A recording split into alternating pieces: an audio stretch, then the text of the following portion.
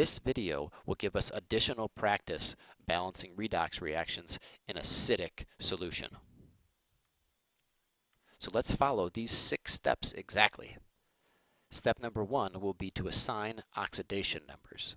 Now I'm going to move through these steps quicker than what I did on the first example, but if you need to, feel free to pause the video and work the problem out yourself.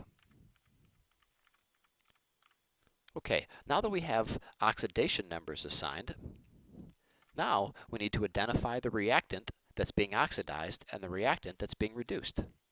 These are our 2 reactants. Which one's being oxidized and which one is being reduced? Well, arsenic is going from 0 to +3, so it's losing electrons. So arsenic is being oxidized. Chlorine here has +5, and over here it has +1. So its oxidation number is decreasing.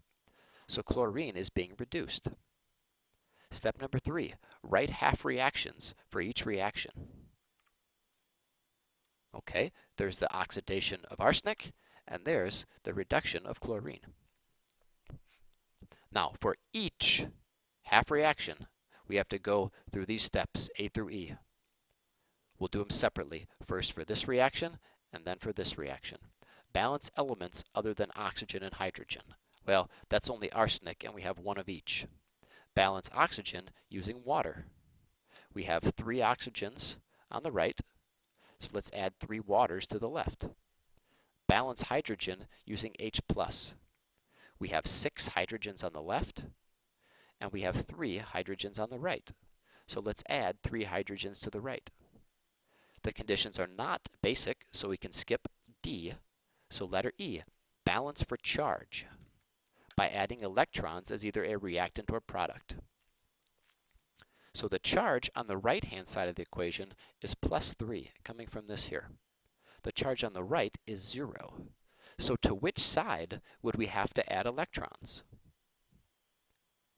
We're going to add electrons to the right-hand side. Now we have a total of 0 charge on the left and 0 charge on the right. Now let's complete steps A through E for this reaction. Balance elements other than oxygen and hydrogen. Well, that just leaves us with chlorine, and we have 1 of each, so that's already balanced. Balance oxygen using water. We have 3 oxygens on the left, and we have 1 on the right. That means we need to add 2 waters to the right. Balance hydrogen using H+. So this is 1 hydrogen, this is 4 hydrogens, so we have 5 hydrogens on the right. So let's add 5 H+'s to the left. We can skip letter D because the conditions are not basic. Now we have to balance for charge by adding electrons. So we have a total of +4 on the right, and we have +4 on the left, and we have 0 on the right. So to which side will we have to add electrons, and how many? That's right, 4 electrons on the left. Step number 4, adjust coefficients to cancel electrons. So we have 3 electrons on the right and 4 electrons on the left. What's the least common multiple between 3 and 4? That's right, 12. So let's multiply each coefficient by 4 to ensure that we have 12 electrons. And let's multiply each coefficient here by 3 to ensure that we get 12 electrons. So go ahead and do that now. So great, we have 12 electrons on the right and 12 electrons on the left. Step number 5, add half reactions together and cancel like terms. Now we've already decided we can cancel the electrons on both sides. Let's see if there's anything else we can cancel. You know, I think there are. We have 12 hydrogens on the right, and we have 15 on the left. So we can get rid of all 12, and we can get rid of 12 of these, leaving us with 3.